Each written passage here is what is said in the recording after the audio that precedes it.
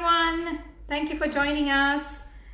And I'm waiting for Rachi and we'll get started soon. Hi everyone. Thank you for joining us. Hello. I hope you're having a great afternoon. Hi Rachi, how are you? I'm good. How are you? I'm good, thank you. And I'm really excited to join you. And as many of you probably don't know Rachi, because she is a chef and also a food blogger. And she's going to show me something really interesting today with her twist. And she's more onto a lot of fusion style cooking. And Rachi, tell me a little bit about you and yourself, where did you studied and where you're from and what are you doing currently? Hi everyone. So my name is Rachi, but shortened Rachi Fernando Pule. So just to give like a background of my upbringing as well, because it will make more sense as to why I'm in food. So I was very privileged enough to be born to one of the culinary gurus in Sri Lanka called Rohan Fernando Pule. He's my dad, and from the time I was alive, from the time I was breathing, all I knew was about cooking because he was a chef by trade, and now he's a chairman, CEO, a general manager in a five-star hotel. But from the time I know him, he has been an executive chef, and that's all I have seen all my life. So of course, I was very influenced by him to be a chef. So I started at a very, very young age. So at like 16, I went to a Sri Lankan hotel school and I started to do a basic cookery. And then went back and did my advanced level. And then I joined, my dad was the executive chef at Hilton Colombo. So I went and joined as an apprentice chef under him and worked for 1 year, which was— That would have been really hard. Oh my God, I would never recommend anyone to do that because you're 18 and then you're like, I was stubborn. And yeah, my dad was really bad because we didn't like bond as father and daughter because it was just too weird. Like in the hotel, I'm like, okay, chef. And then at home, it's like, hi, dad. Like it was just Exactly. it was not a really good time. I mean, it was a bit hard. And then he knew, okay, well, you know what? And I was like a stubborn little spoiled brat as well. So I used to take that as a excuse. Oh, I'm the executive chef's daughter. I can do whatever I want. But yeah. At the end, like he told me, well, you need to go and get your real a good culinary foundation. So that's where I went to France. And yeah, and I went to one of the famous hotel schools in France, and we call him the godfather of French cuisine. That is Paul Bocuse. So I went to his hotel school, and I did a 3-year cooking and gastronomy course for 3 years. So it was all in French, and I was very privileged enough to actually go there and study and learn so much. And I was actually the first Sri Lankan to go there, as well as, I don't know whether it will be the last, but it is a hard thing. Like it was, you need to, the whole course was in French, and I just did a small basic French course in Sri Lanka before going there. But yeah, I mean, at 18, I left home, went through my culinary journey to France, where really like, even the chefs in this institute was Michelin star chefs. So we were trained under Michelin star chefs. So we had a Michelin star restaurant there. So it was a very intense training as well, where then I worked under, so I went and worked under some Michelin star restaurants as well after my course. And then I went to China. Then I came to Australia, where I worked in Shangri-La in Sydney. And then I'm actually not chefing anymore. So what I do now is product development. So I develop products for the retail market. So for those who don't know about product development, so every product you see in retail shops like Coles or Woolworths or anywhere, someone develops those products, the flavors, the texture, the food science behind it, the packaging. So that's what I do. I develop the recipe, the flavor profile, all of them. And I work for a company called David Jones Food. So that's what I do now. And I also blog at the same time, where I give free recipes and all of them. I'm Sri Lankan, but I'm very my training was very international based, so that's why I have a huge international forte in me. And I do I started some cooking blog 5 years ago, then I stopped it, but it was called Lankan Fusion. The reason behind was I loved so much of international cooking, and I just wanted to marry that Sri Lankan aspect of it, and I called it Lankan Fusion. So yeah, that's basically me. So yeah. That's really interesting. And, you know, like you just mentioned about all those training, and it's really essential, like, you know, to become a chef. And it's really interesting to see such a young age that you've gone overseas, and French cuisine is like, it's the best and it's amazing, refined, and, you know it. And it's amazing to see that you've done that very young age.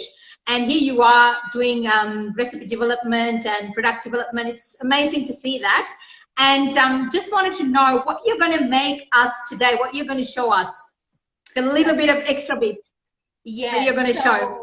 What I'm going to do is a potato and bacon waffle with poached eggs and a curried hollandaise. So just a background information why I'm making this is because when I was in France training at a Michelin star restaurant, we actually served potato waffles as a side dish. That was because there was like food.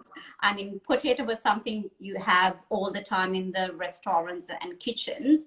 And we boil too much of potatoes, and then we don't know what to do with it. So instead of wasting, we made a side dish out of it to use as potato waffles. And then fast forward 5 years, I come to Australia, I see all the restaurants and brunch and cafes here serving potato, I mean savory waffles for brunch. So I'm like, you know what, I'll take this. And then again, fusion is very trending over here, so I'm like, let's do something Lankan fusion today. Cool. Okay. Excellent. So fire away. Let's go. So what I'm gonna basically do now firstly is clarifying the butter. Just let me get my pot. What we're going to do is there's butter here, 100 grams of butter. What I'm going to do is clarifying butter is basically taking off the milk from the water and the clarifying both of them. So I'm going to put it in a really low fire. So really low fire is you don't touch it, you don't do anything with it, you just leave it in the lowest fire possible. You will see a white skin forming. So that's what I'm going to do because it's going to take some time. So I'm going to put it on the fire and just leave it alone. I'm not going to even touch it. All right. Cool. Okay. I'm coming back so I can just do it here. Okay, so taking the bowl now, let me just put it here. All good. Rachi, can you see me really clearly? Because I think someone's having a bit of a trouble. Is it clear for you? For me, it's clear. Okay. I think I find it a little bit blurry, but yeah, that should be okay. Yep, that's fine. All right. Okay. Yep. So what we're going to do is we're going to put firstly the potatoes. So I already boiled and mashed potatoes. So that's 300 grams of potatoes that goes in there. So I'm going to put that in. And then there is, let me see, my 100 grams of milk here. So 100 grams of milk goes in as well. And then one egg goes in there as well. And then so the eggs is slightly beaten, I think. Yes, you can beat it up, or it doesn't actually matter. Just one. I just put in one straight away. And then 1 teaspoon of baking powder that goes in as well, and then 1/4 teaspoon of baking soda that goes in as well, and then flour. There's 30 grams of flour that goes in.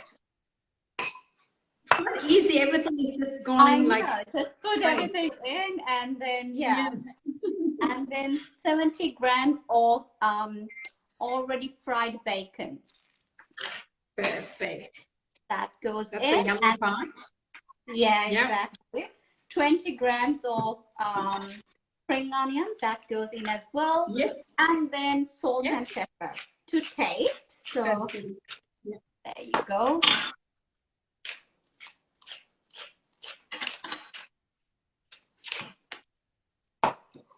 They all look really nice. Yeah. Now got give all it a good flavors.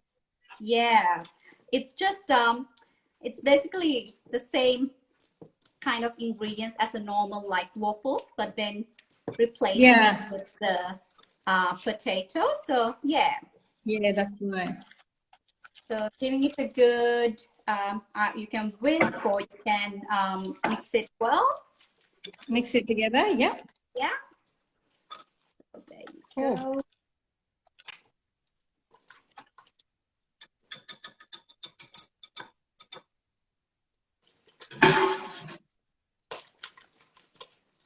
That's done. I'm gonna plug in my waffle machine at the same time. Okay. And heat up. I have like a mini version of a waffle machine. Which one do you have? The one, the standing one? No, I just have like a mini one here that I do like use for like little appetizers. But it serves the purpose anyway, isn't it? Yes, exactly. And it's actually nice as party starters or appetizers, finger food. So it's a nice entree type of thing as well. The waffles. You can do mini individual portions. So there you go. That is done. Yep. So I'm just waiting for the waffle machine. So Nashi, the consistency of your batter, can I have a look at it? It's like a really thick consistency, is it? It's supposed to be a bit thick. I can't see yours. Yeah, that looks perfect. It's everyone's consistency will be a bit different because sometimes there will be water absorbing into the potatoes while boiling. So it could be a bit different, but this should be, I mean, it should work with the flour and the baking soda. So all good. I think that consistency is perfect. All right, okay. Then I'm just gonna microwave some butter just to apply on my waffle machine. Okay. I'm going to use the pan, Rachi. I'm just going to make it as a pancake kind of thing. Okay, no worries. Yes. So what you can also do is, if you don't have a waffle machine, you can use it as a pancake. So just exact same mixture, put it on a pan and make a pancake. Or yeah, that's fine. Yeah, cool. Perfect. Okay.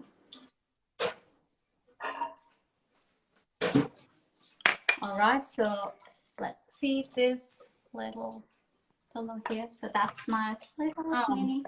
Yeah, that looks really good. So just gonna apply some butter so it's not gonna stick. Yeah.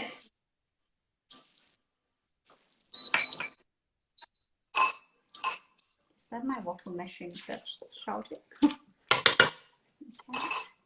Okay. So I'm gonna put in a mixture. Actually, I'll get this one here. There you go.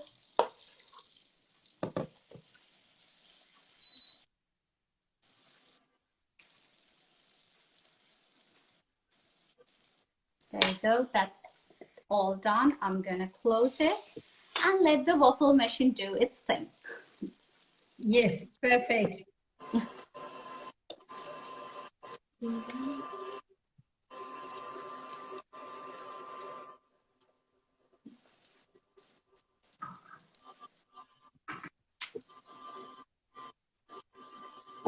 So as I said, I'm just using a pan and added a little bit of butter and then just place it on the pan.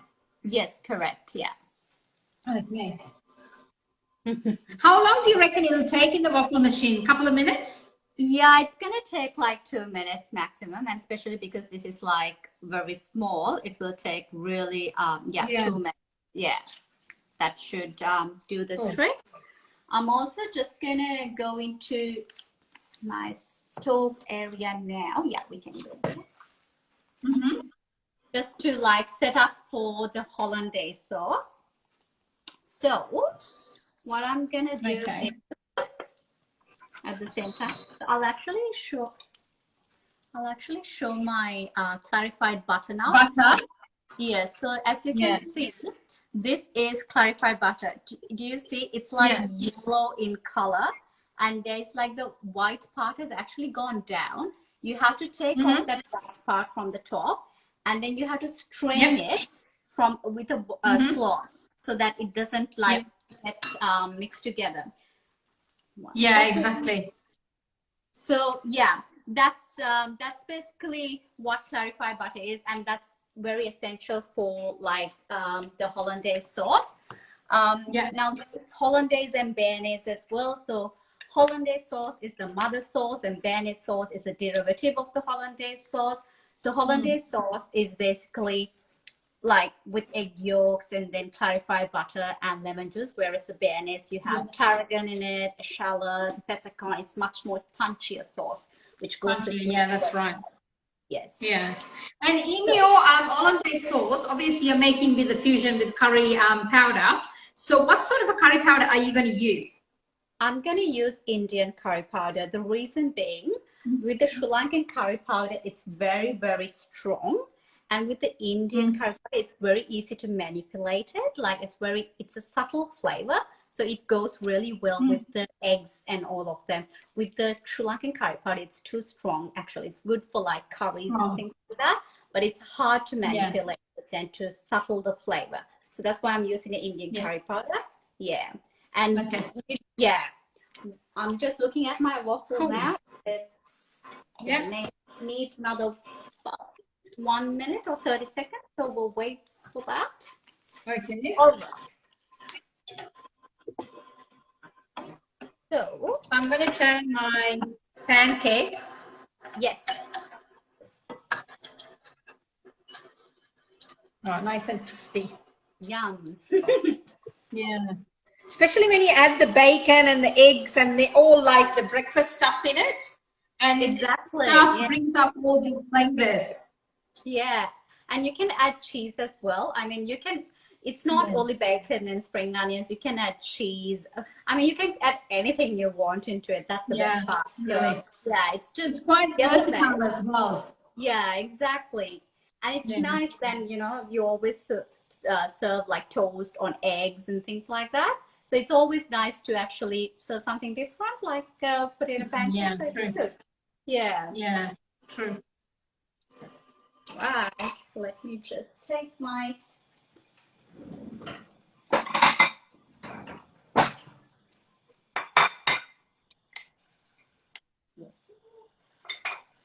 So this is my waffle. I'll show that.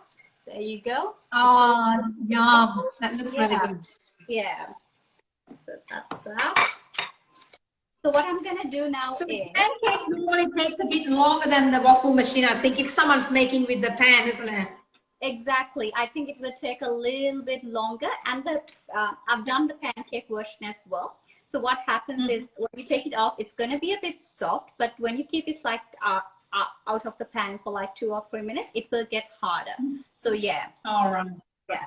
Cool. I'm going to put my pot of water to the boil as well. So this is for the hollandaise sauce. It's a double boiler. So double boiler is having a pot of water and then putting like a bowl on the top. On the top, So I'm going to keep that. I'm going to heat that up a little bit. Cool. So we'll get on with the sauce, which I've already made as well. Yeah, no worries. Do you want to bring the camera? Because you need the butter to be a bit cooled down before you add to the eggs, isn't it? Because otherwise the eggs will start cooking. Yes, exactly. It needs to because hollandaise can go wrong very, very easily. And believe me when I say this, I've done, I can split hollandaise very easily as well. So it's a fine line between, if it splits now, I'll show how to fix, because you don't have to throw it away at all, because hollandaise can be fixed again. So I'll show, if I do split it, I'll show how to fix it, but if not, I'll explain it. Because I remember when I first made it, as soon as it splits and it's really like, you know, it just doesn't emulsify really properly when you add the fat, butter or the oil, and it's really like a messy job. Yeah, exactly, yeah. So what I'm going to do is, in a bowl, I'm going to add my egg yolks. That's 2 egg yolks. That goes in. And then I'm going to add 1 tablespoon of water. 2 tablespoons of, I'm going to add vinegar. I know I said lemon juice to you. You can add lemon juice or vinegar, some acidity. So I'm adding vinegar. And 1 tablespoon of the Indian curry powder. So what we have to do is, now this, always have to remember, we can add things into it. Like if it is not enough punchy, we can add the acidity into it. We can add salt into it, but we can't take it out.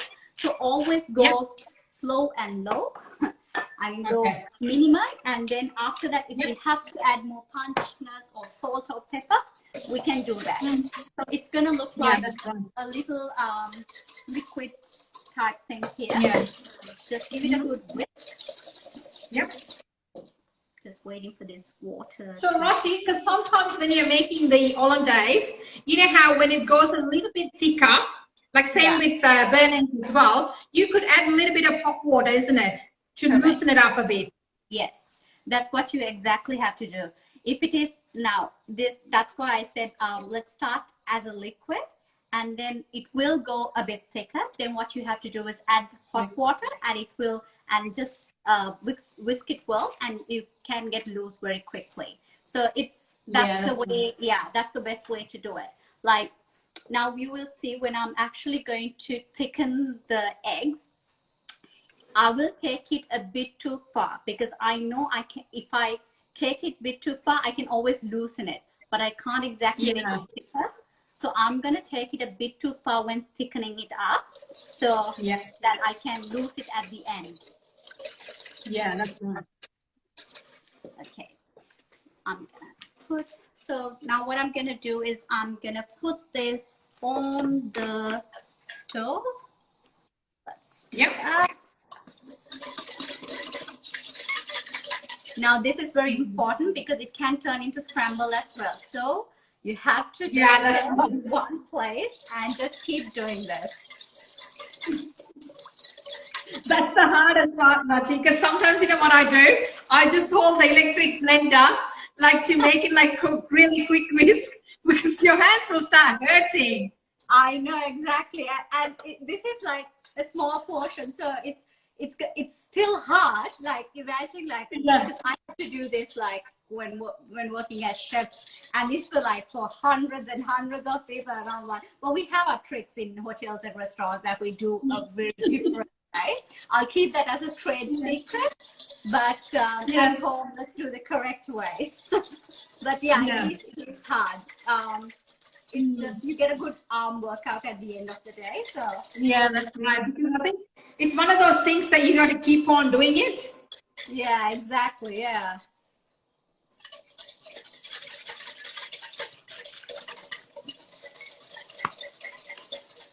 So the pancakes are looking really good.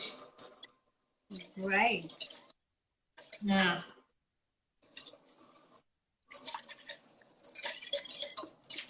So I'm whisking this.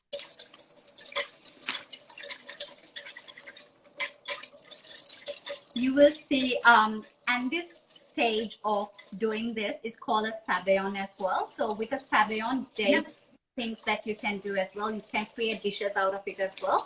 So this is like a good base for everything, which is actually good.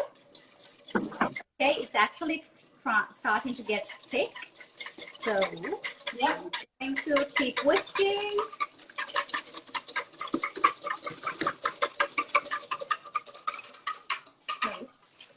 It'll be a good workout for you. Exactly, it's going to be okay. So this is, let's see, I'm happy with it. Yep. I think I want a little bit more thick, so I'm going to put it back into the double boiler. Yep. And I'm going to give it just a little more. Okay, yeah, that's it.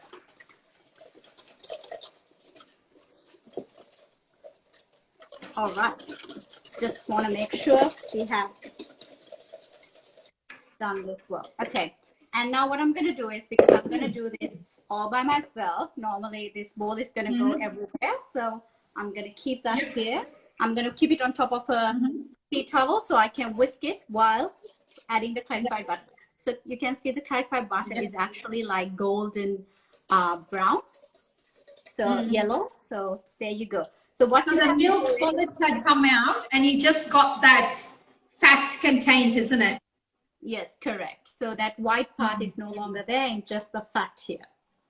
So what I'm going to do is I'm going to add it little by little. So this is very tricky because if you add too fast, it's going to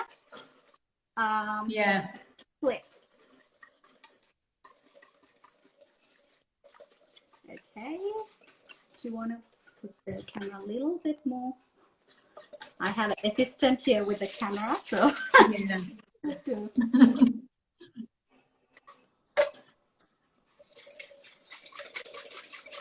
That's the best part. Because you could add olive oil as well, isn't it? If you don't want to add butter. Well, I don't recommend it just because a hollandaise, the taste should be buttery, and definitely olive oil is going to be like a bit more taste-wise. It's going to be very strong flavored. So I don't recommend adding olive oil. This is going to give us really good flavor. So yeah, definitely clarified butter is the way to go. Yeah, I think you need that buttery consistency in the hollandaise, isn't it, for that flavor to come out? Exactly, yes. Yeah. So as now, if you can see that, this is actually coming to like a mayonnaise consistency. Okay, I probably have to go a bit more further to show this. All right. Coming to like mayonnaise. It does change the color. Yeah, and it's like a yellow. Yeah, so I'm going to add more. I can go more with the butter, so I'm going to add more. And now see, it is thick actually. I'm going to loosen this up with hot water from my same pot that I had a double boiler. So there you go. That is 100 I think especially like when it's more colder and it just gets a bit thicker. Yes, exactly. Yeah. So that, as you can see, look, it's very, very thick now. So I'm gonna I'm gonna add 1 teaspoon at a time of hot water in, so it can loosen up. There you go. And that's the consistency I was looking for. Yeah. It's creamy. You can see that little bit of curry powder, the color like slightly changed to the normal hollandaise. Yes, exactly. Yeah, and it's beautiful. This can be put on asparagus. Like you can do so many things with it. So yeah, there you go. Exactly. The curried hollandaise. So this is like it's very creamy and beautiful. I don't know if people can see, but it's beautiful. I'll actually explain how to. I'm gonna taste it to see if there's enough like salt, pepper. Yeah, there's enough.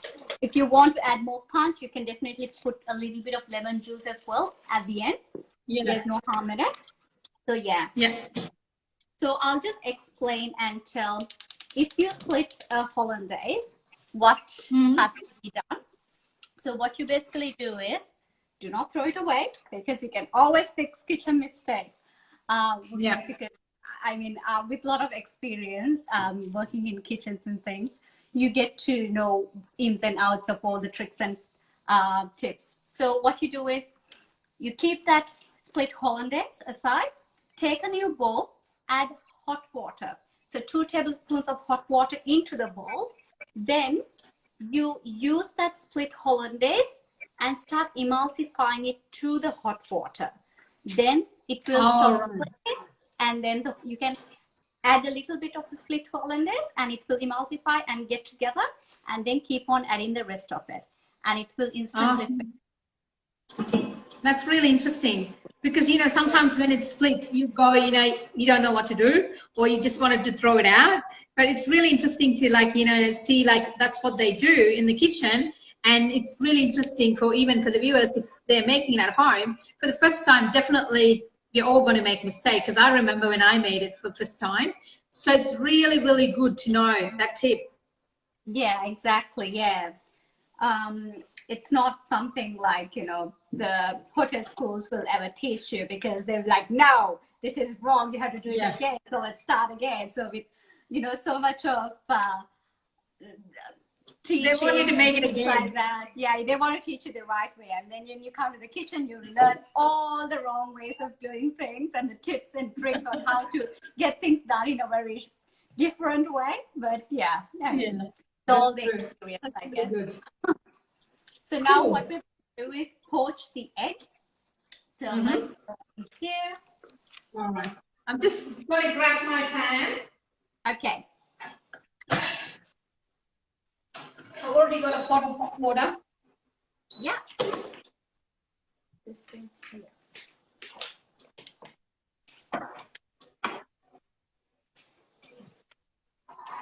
So it's a pot of hot water, and I have put 2 tablespoons of vinegar into it. The reason being, now for poaching eggs, there's a science behind it, that the vinegar will coagulate together. So it will help the egg to coagulate together. So when you want that beautiful shape, add vinegar into the pot, so it will definitely help with the shape of it. Yeah. Guess what I've got, Rachi? I've got little these pockets from Coles or Woolies. So you put the egg in there, and then you just put it in the water, and then it just poaches it like within a couple of minutes, and you take it out, take the bag off, and then done. Oh my goodness, I didn't know that trick. I should learn that way. Okay, that's a good trick and tip, very soon. All right. So my water is boiling here, right? And what I'm going to do is, so there is another thing that we have to do. So to get that beautiful round shape for the egg, we'll just turn the water around, so to like swirl it around, and then let it be, and then slowly add your egg. 3 minutes. 3 minutes.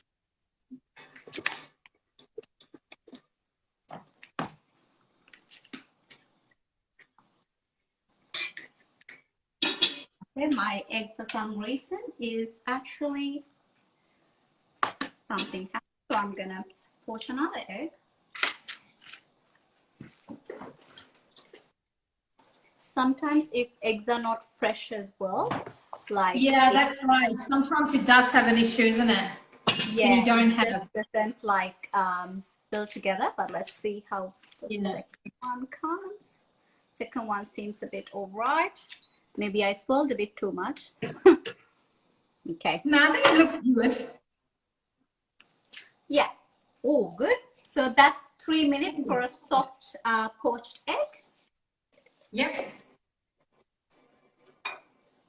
Yeah. Ooh.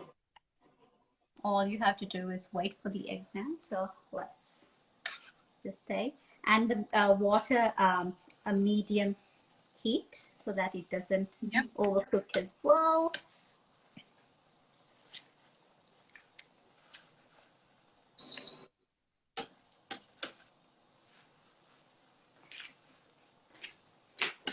I actually do this as little entrees and party appetizers as well for guests. So then it's a nice thing to have for like brunch ideas and things. So yeah, no, that's true. And it's something that you could even just use it for breakfast or brunch, even for lunch as well, or even for dinner, because it does have all those different flavors and sort of like a kind of a meal. Yeah, exactly. Go.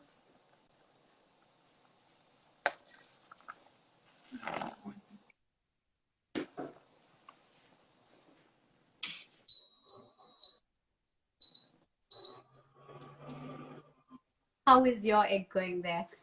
Is it working with you? Really, I have to put it again. Yeah, it's really good because it doesn't make any mess. Just pull it out and then just play it on. Yeah. We also like in hotels and restaurants as well. We kind of do when we have to do large numbers, like thousands of eggs. Yeah, exactly. We also like we use a steaming oven, and we do it that way as well. So yeah, I mean, it's good. There are tips and tricks to doing like large batches, but then got to do especially like when you do like buffets and stuff. It's really hard, isn't it, to like poach quantity of eggs? Yes, exactly. So now, as you can see, my egg is actually ready. So there you go.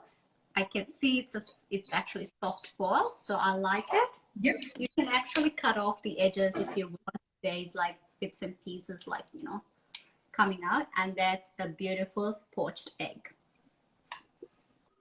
All right, that was 3 minutes. 3 minutes. Yeah. Okay.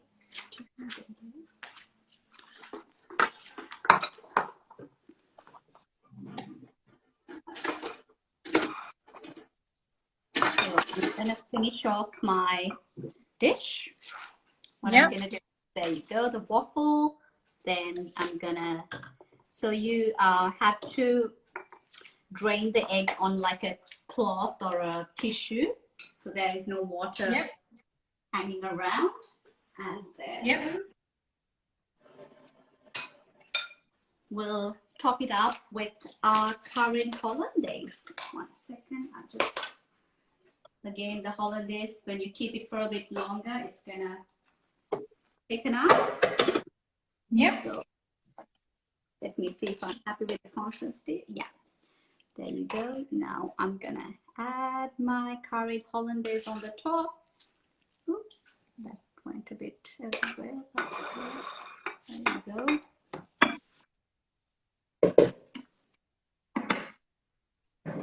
All right. And there you go. And you got the greens. Amazing. Yep. Oh, that looks so yum. I've got a little bit of green on the top. Exactly. I saw you bring all Masterchef into it. All the green bits and pieces. Yes, exactly. I can't wait to dig in now. Yeah. Let's taste. Yes, exactly. Ooh. So if you can see, let's do the egg gooey test. There you go. The egg is actually oozing out. That's exactly what you want with the soft poached egg. And then with the curried hollandaise.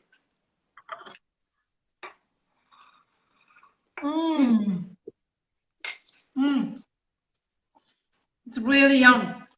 Because with the curry hollandaise, you know, sometimes when you eat hollandaise, it's normal hollandaise is like different.